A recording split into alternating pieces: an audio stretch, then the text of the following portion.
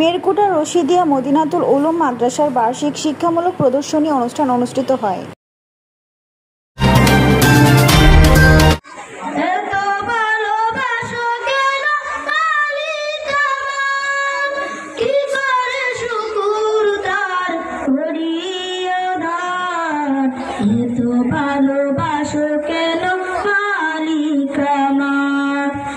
গত 12 নভেম্বর রোজ মঙ্গলবার ব্রাহ্মণবাড়িয়া জেলা নবীনগর উপজেলা মেরকুটা রশিদিয়া মাদ্রাসার শিক্ষামূলক প্রদর্শনী অনুষ্ঠান অনুষ্ঠিত হয়েছে।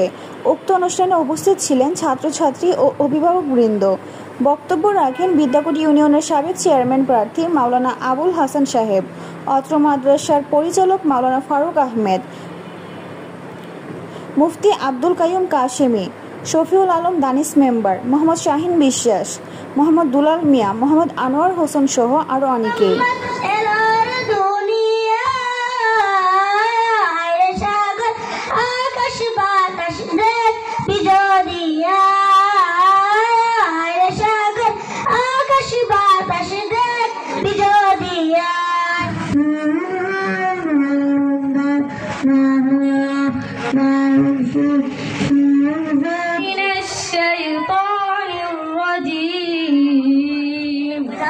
بسم الله الرحمن الرحيم وقد مكر الذين من قبلهم فلله المكر جميعا